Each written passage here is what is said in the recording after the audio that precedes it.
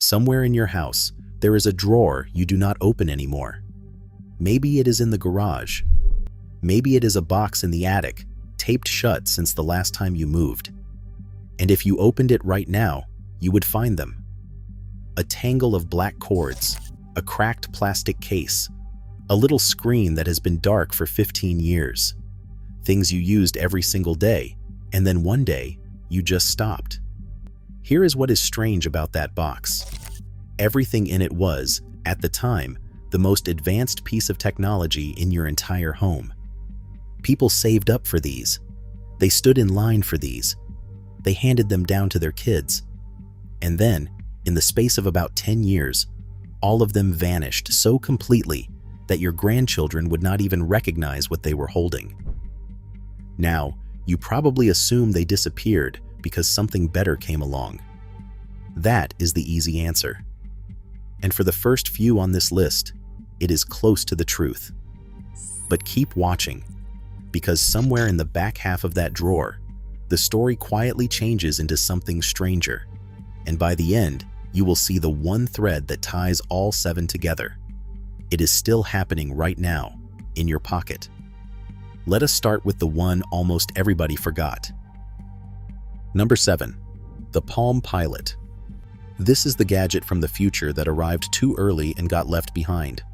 In 1996, a small company called Palm did something that sounded like science fiction. They put a computer in your pocket. Not a phone, a computer. Your calendar, your address book, your whole life on a little gray screen you carried in your shirt pocket, and you wrote on it with a plastic stylus. For a few years it was everywhere. Doctors, salesmen, managers, all with one clipped to the belt. Think about that. A full decade before the iPhone, an ordinary person was already walking around with their entire life on a screen in their hand. Palm saw exactly where the world was going, and it got there first. And today, almost nobody remembers it was ever there at all. That is the strange thing about being early. Sometimes the pioneer gets forgotten, and the people who show up 10 years later get to call it new. Number 6. The Sony Walkman. This one did not just change a product, it changed what it felt like to be a person walking down the street. Before the Walkman, music belonged to a room. It came out of a big wooden stereo in the living room, and everyone in the house heard whatever was playing. Then, on the 1st of July 1979, Sony released a small metal box called the TPS-L2, and for the first time in human history, your music was yours alone. You clipped it to your belt, you put the foam headphones over your ears, and the whole world got a soundtrack. Walking to school, riding the bus, mowing the lawn. A whole generation learned what it felt like to score their own life, to feel like the main character for 3.5 minutes at a time. When the tape ran out, you flipped it over. When it unspooled, you fixed it with a pencil. Everybody knew that trick. That feeling was brand new, and it belonged to the Walkman. The little machine faded away without much of a fight, but the thing it gave you never did. You are carrying a device that does the exact same job right now, and you have the Walkman to thank for teaching the world it wanted this at all. Number 5. Polaroid. If the Walkman gave you a private soundtrack, Polaroid gave you something even better. It gave you a miracle you could hold in your hand. Think about what a photograph used to cost you in patience. You took the picture, and then you waited. Days, sometimes weeks. You dropped the film at the counter and you hoped. Polaroid erased all of that. You pressed the button, the camera hummed, and a white square slid out into your hand. You waved it in the air. Everybody waved it even though you were not supposed to. And slowly, like magic, a face appeared out of the gray. For decades, that was the closest thing to a miracle you could buy at a drugstore. The famous folding camera, the SX70, was in American homes all through the 1970s. Birthdays, holidays, backyards. One photo, one copy, and you were holding it. That was the whole point. It was not data. It was an object. And then the object simply stopped being made. Polaroid went bankrupt in 2001. And in February of 2008, the company announced it would stop producing the instant film that made it famous. The magic square was finished. Here is the part that gets me. A small group of fans refused to let it die. They bought the very last instant film factory on Earth just to keep it alive. The company walked away from the miracle. Its own customers ran back in to save it. Number 4. The VCR and the videotape. Now step out of the bedroom and into the living room, because this is where the whole family gathered. For about 20 years, the VCR was the center of the American home. The VHS format arrived from Japan in the mid-1970s, and by the 80s, nearly every house had that big machine sitting under the television, with a clock that blinked 12 o'clock forever because nobody could ever set it. But it was never really about the machine. It was about the ritual. Friday night, you drove to the video store. You walked the aisles. You argued about what to rent. You brought it home, and there was a note on the label that every single one of you remembers. Be kind. Rewind. That tape was not a file. It was a night with your family, held in a plastic box you had to return by Tuesday. The tape hung on far longer than anyone expected. The last company on Earth still making VCRs, a Japanese firm called Funai, kept the assembly line running until the end of July 2016. They were still building these machines when smartphones were already in every pocket. And when that last factory finally went quiet, it did not just end a product. It ended the drive, the aisles, the argument, and the rewind all at once. And that is where the story changes. Because everything so far, the Palm, the Walkman, the Polaroid, the tapes, they faded because the world moved on, and that is just time doing what time does. There is no villain in that. But the last three are different. They did not fade. They were thrown away, on purpose, by the people who owned them. And each one is harder to believe than the one before. Number 3. Kodak film. For almost 100 years, if a moment in America was worth remembering, it was captured on Kodak. That little yellow box was in every camera bag, every kitchen drawer, every glove compartment. Your first birthday, your wedding day. Kodak did not just sell film, it sold the way an entire country remembered itself. At its peak, in 1988, it employed more than 140,000 people.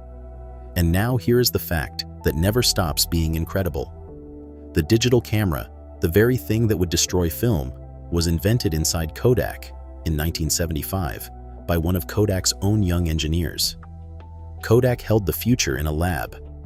It patented it, and then it locked that invention in a drawer for decades because film was simply too profitable to kill. So the future arrived anyway, without them, built by everybody else. In January of 2012, Eastman Kodak filed for bankruptcy. It did not miss the future. It invented the future and then buried it. Number 2. The Nokia phone.